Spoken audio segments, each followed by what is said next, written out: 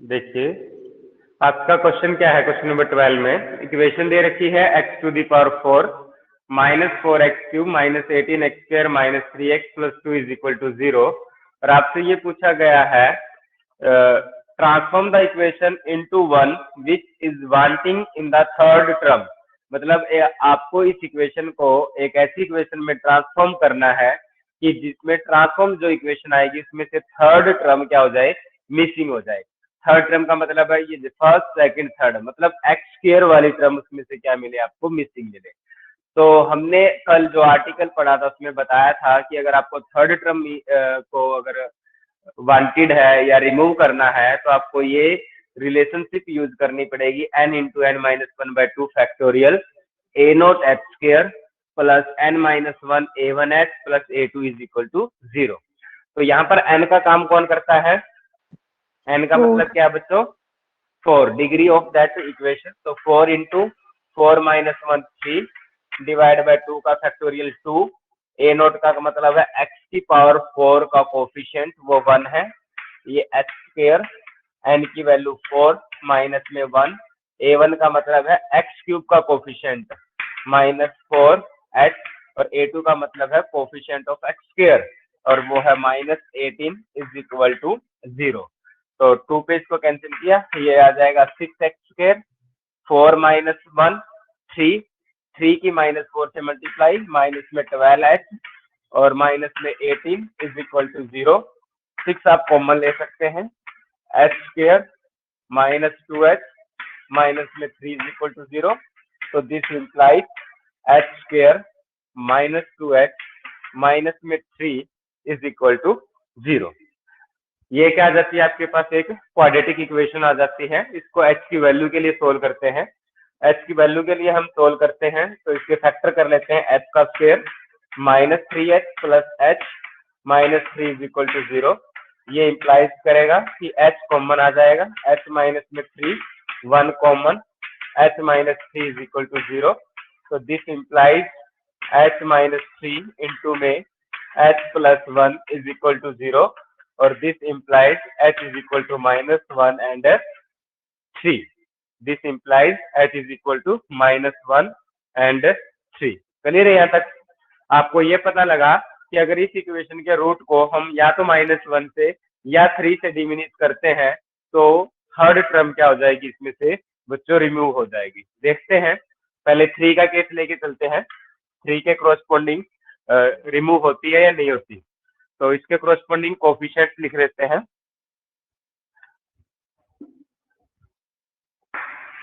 इसके कोफिशिएंट्स आपने लिखे, एक तो 1 माइनस में 4 माइनस में 18 माइनस में 3 और ये क्या है 2।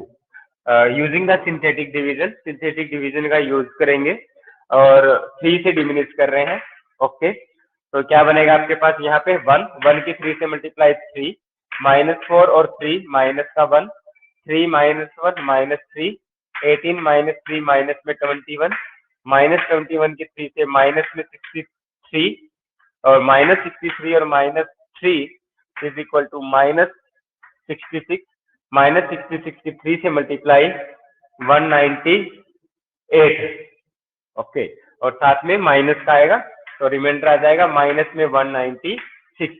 रिमाइंडर आ जाता है माइनस में 196।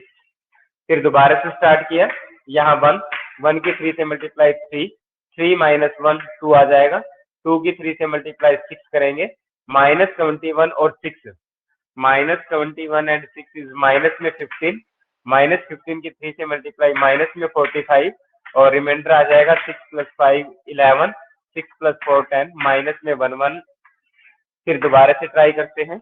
अगेन स्टेप 1 की 3 से मल्टीप्लाई 3 की 2 से मल्टीप्लाई 5 की 3 से मल्टीप्लाई 15 और रिमाइंडर आ जाता है यहाँ पे 0। इसको 1 से स्टार्ट करते हैं, ये 1 की 3 से मल्टीप्लाई 3 5 की 3 से मल्टीप्लाई 8 और यहाँ पर क्या आ जाता है 1। तो न्यू ट्रांसफॉर्म इक्वेशन आपके पास क्या आई बच्चों? इसके हिसाब से ये आपके पास आ जाएगी y की पावर 4 प्लस में क्या आएगा 8y³ और 0 के साथ y स्क्वायर आएगा माइनस में 1 के साथ y माइनस में 196 इज इक्वल टू 0। अब बताओ क्या बच्चों इसमें से थर्ड टर्म मिस है? Yes sir. Yes sir. अगर अब इसी को अगर -1 से और करके देखते हैं क्या आता है सिचुएशन। -1 से -1 से ट्रांसफॉर्म करेंगे। देखिए, तो -1 के कोरस्पॉन्डिंग कोफिशिएंट लिखे आपने 1, -4, माइनस में 18, माइनस में 3 और 2। यहाँ पे 1 आ जाएगा। 1 की -1 से मल्टीप्लाई -1, -4, -1, -5 की -1 से मल्टीप्लाई करेंगे तो 5, -18 + 5 इज इक्वल टू माइनस में 13, -13 की -1 से प्लस का 13, 13 - 3 तो ये 10 आ जाएगा। और 10 की -1 से मल्टीप्लाई माइनस के 10, और माइनस के 10 प्लस का 2 है तो माइनस के 8 आ जाता है रिमाइंडर इस सिचुएशन में। ओके, कंप्लीट श्योर है ना बच्चों बोर्ड? Yes sir. ठीक है, नेक्स्ट स्टेप देखो, यहाँ पे 1 आ जाएगा, सॉरी स्पेस, और ये 1 की -1 से मल्टीप्लाई करेंगे तो माइनस का 1, -5 और -1 माइनस का 6, माइनस का 6 की -1 से 6, -13 और 6 से करेंगे तो माइनस का 7, -7 की -1 से प्लस का 7, और 10 + 7 17 रिमाइंडर आ जाएगा। यहाँ पे 1 की -1 से मल्टीप्लाई -1, -6 और -1 माइनस का 7, -7 की -1 से मल्टीप्लाई की प्लस का 7, ये इक्वल टू 0। यहाँ पे फिर 1 आएगा। 1 की -1 से की माइनस का 1, और -7 -1 -8, और ये आ जाएगा 1। क्लियर है? अब न्यू ट्रांसफॉर्म इक्वेशन इस केस में आपके पास क्या आ जाएगी? ये आपके पास आ जाएगी y की पावर 4 माइनस में 8y का क्यूब, और 0 × y² तो 0 बनेगा, प्लस में 17y और माइनस में 8 इज इक्वल टू 0। यहाँ पर भी आपके पास थर्ड टर्म क्या है? वांटेड है, मतलब रिमूव है। समझ गए ना? सर। Yes sir. ठीक है, इस टाइप से करना है। जब आपको कोई किसी भी क्वेश्चन में से थर्ड टर्म को अगर आपको रिमूव करना है तो आपको ये आइडेंटिटी याद होनी जरूरी है, इसके बिना काम नहीं चलेगा। कि थर्ड टर्म को रिमूव करने के लिए we use that identity n × n-1/2 factorial a0h² plus n-1 a1h plus a2 is equal to 0. Here n is the order of that equation, and a0, a1 and a2 are the coefficient of x to the power 4, x cube and x²। और बोलो बच्चों, कोई doubt हो? तो ये जो इसकी articles है ये तो करने की जरूरत नहीं है ना, बस मतलब वैसे एक बार कर लें सर, एग्जाम में ये भी आती हैं। आर्टिकल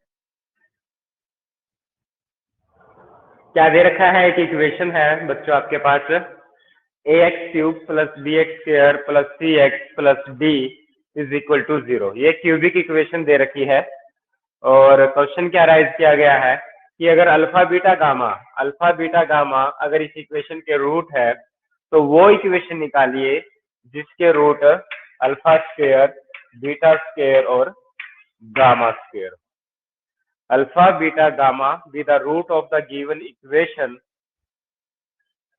तो हमें वो इक्वेशन निकालनी है, मतलब वो ट्रांसफॉर्म इक्वेशन निकालनी है जिसके रूट आपके पास क्या बन जाए? α², β² और γ²। क्लियर है स्टेटमेंट? बच्चों बताओ, स्टेटमेंट क्लियर है? Yes sir. Yes sir. ठीक है। अगर मान लें कि जो ट्रांसफॉर्म इक्वेशन है वो y वेरिएबल में है, ट्रांसफॉर्म इक्वेशन को मान लेते हैं कि वो y वेरिएबल में है, और ओरिजिनल इक्वेशन आपकी x वेरिएबल में है, तो y और x वेरिएबल में क्या रिलेशनशिप है इन रूट्स को देखकर? बता सकता है कोई? What is the relationship between y and, तो y इज इक्वल टू किसके इक्वल होगा आपके पास? x², क्योंकि अगर इसका रूट अल्फा है ओरिजिनल इक्वेशन का, तो इसका रूट α² तभी बनेगा ना, अल्फा का स्क्वायर, x को अल्फा से रिप्लेस करेंगे तो α²। समझ गए? यस या नो? Yes sir. ठीक है। अब क्या करना है आपको? इस इक्वेशन नंबर सेकंड, मतलब जो रिलेशनशिप है y एंड x में, इक्वेशन नंबर सेकंड और ओरिजिनल इक्वेशन नंबर 1 को इस टाइप से सोल्व करना है कि इसमें से x हट जाए। इसमें से क्या हट जाए? x रिमूव हो जाए। तो इस इक्वेशन में जहां भी आपको x मिलता है इस इक्वेशन में जहां भी आपको एक्स स्क्वायर मिलता है उसको वाई से रिप्लेस कर देंगे बच्चों। तो ये क्या आ जाएगा, ए एक्स क्यूब है, एक्स क्यूब को आप लिख सकते हैं एक्स स्क्वायर इंटू में एक्स, बट एक्स स्क्वायर की जगह पे हमें क्या लिखना है, वाई। तो ये क्या बन जाएगा, ए एक्स वाई। समझ गए यहाँ तक ये वाली बात, प्लस में फिर बी एक्स स्क्वायर है बी, बट एक्स स्क्वायर किसके इक्वल है, वाई के, तो बी वाई लिखा जा सकता है। ये सी एक्स और प्लस में डी इज इक्वल टू 0। अब वो टर्म इकट्ठी कर लेते हैं जिनमें से x कॉमन आता है, एक ये टर्म है और एक ये टर्म है। इसमें से अगर हम x कॉमन ले लें तो ये बनेगा ए वाई प्लस में सी, और बाकी जो टर्म उनको राइट हैंड साइड में ले जाते हैं, minus of B Y plus में डी। अब क्या करोगे, आपका टारगेट है पूरी इक्वेशन को y में बदलना। अभी भी x है, इस x को हटाना है, ये x हट जाएगा कैसे, अगर अब इसका क्या कर लेते हैं बेटा, स्क्वायर ले लेते हैं, taking square on both side. दोनों साइड अगर आप स्क्वायर लोगे तो x का तो स्क्वायर बन जाएगा एक्स स्क्वायर, इसका स्क्वायर बन जाएगा ए वाई प्लस सी का होल स्क्वायर, इसका स्क्वायर करेंगे तो माइनस का स्क्वायर प्लस ही रहेगा, ये आएगा बी वाई प्लस डी का होल स्क्वायर। बट इस एक्स स्क्वायर की जगह पे क्या लिखा जा सकता है, क्या लिखा जा सकता है, वाई। वाई। तो यहाँ आएगा वाई इंटू में ए वाई प्लस सी का होल स्क्वायर, और ये बी वाई प्लस में डी, और इसका क्या है, होल स्क्वायर। इसको अगर हम सोल्व कर लेंगे तो हमारे पास वो रिक्वायर्ड इक्वेशन आ जाएगी जो हमसे पूछा गया है। क्लियर है, कर लोगे ना इसको आगे, तो आगे क्या करना है, ये y आ जाएगा, इसका स्क्वायर खोलोगे, A square Y square plus C square plus में 2ac y is equal to, इसका स्क्वायर ओपन करेंगे, B square Y square plus D square plus 2bdy, ये इक्वेशन है। अब इस y से भी मल्टीप्लाई कर देते हैं, इस y से मल्टीप्लाई करेंगे तो इक्वेशन आ जाएगी A square Y cube, A square Y cube plus में सी स्क्वायर वाई प्लस में 2ac Y square is equal to B square Y square plus में डी स्क्वायर प्लस में 2bdy।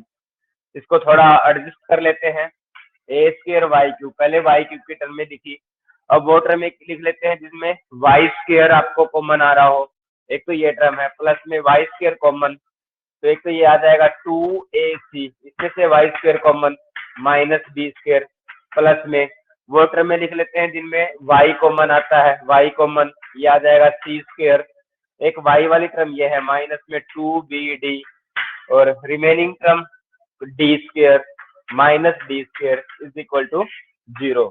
It is the required equation, it is the required transform equation. समझ में आया बच्चों? Yes sir.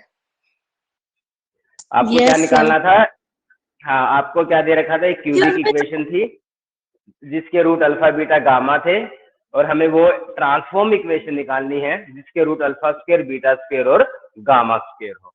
उसके लिए हमने क्या पता किया कि अगर अल्फा इसका रूट है और अल्फा स्क्वायर इसका रूट है, तो इसका मतलब वेरिएबल y और x में क्या रिलेशनशिप होगी कि y is equal to X square, क्योंकि अगर x अगर आपके पास अल्फा है तो यहाँ अल्फा का स्क्वायर बन जाएगा, तभी तो y किसके इक्वल होगा, अल्फा स्क्वायर के। तो ये रिलेशनशिप मिली, तो इसलिए इस गिवन इक्वेशन में जहां भी आपको एक्स स्क्वायर मिले उसको y से रिप्लेस कर दिया, रिप्लेस करने के बाद आपके पास ये वाली इक्वेशन आ जाती है। लेकिन ट्रांसफॉर्म इक्वेशन तो हमें y में रिक्वायरमेंट है, तो इसमें से x को हटाना है, x को हटाने के लिए फिर हमारे पास आइडिया आया taking square on both side, square लेते ही यहाँ एक्स स्क्वायर बन जाता है, और इस एक्स स्क्वायर को हम रिप्लेस कर देंगे y से, पूरी इक्वेशन y में आ जाती है। ठीक है बच्चों? Yes sir. Yes sir. क्या करना है बच्चों? हाँ y is ठीक कहा, equal to x। हाँ बिल्कुल सही बात है। ये एक इक्वेशन दे रखी है कि X cube is plus 3x square plus 2 is equal to 0। आपको एक ट्रांसफॉर्म इक्वेशन निकालनी है, एक ऐसी इक्वेशन निकालनी है जिसके रूट इस इक्वेशन के रूटों का क्यूब हो।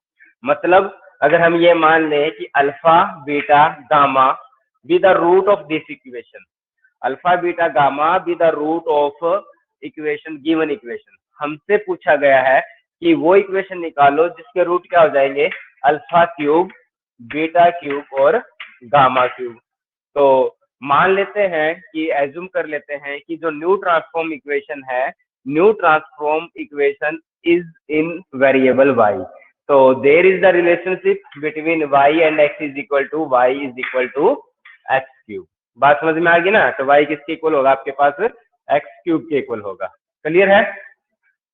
यस या नो? बस ये चीज समझ में आनी सर। चाहिए। तो अब गिवन इक्वेशन पे जहां भी आपको एक्स क्यूब नजर आता है उसको y से रिप्लेस कर देंगे। तो ये इक्वेशन बन जाएगी y, एक्स क्यूब को रिप्लेस किया y से, फिर है 3x² प्लस में 2 इज इक्वल टू 0। तो ये इंप्लाइज करेगा कि 3x² is equal to minus of y plus 2। अब क्या करोगे बच्चों? x² को हटाना है, क्या करोगे? एनीवन? क्यूब करेंगे एक्स सर, से बोथ मल्टीप्लाई साइड कर देंगे सर। क्यूब कर दो। ये बेटा, हाँ ठीक है। आगे अगर मल्टीप्लाई करेंगे तो यहाँ क्यूब बन जाएगा, यहाँ एक्स फिर मिल जाएगा, दिक्कत नहीं हुई। क्यों ना इसका क्यूब ही कर ले। अगर क्यूब करोगे तो आपके पास क्या आएगा? 3x² का क्यूब किया माइनस y प्लस 2 का क्यूब करते हैं। तो 3 का क्यूब तो क्या जाएगा? 27। x का क्यूब करे, x² का क्यूब करेंगे तो x की पावर 6 आ जाएगा, और माइनस का क्यूब करेंगे तो माइनस आ जाएगा, और y प्लस 2 का क्या जाएगा? क्यूब आ जाएगा। अब बताओ, अगर x क्यूब y है तो x की पावर 6 किसके इक्वल होगा? Y Y square square। Sir. हाँ, तो दिस इम्प्लाइज 77y², और ये माइनस, इसका क्यूब खोल देंगे a क्यूब प्लस में b क्यूब प्लस में 3ab करेंगे तो 6y, और 6y की फिर y से तो 6y का स्क्वायर, और 6y की 2 से मल्टीप्लाई करेंगे तो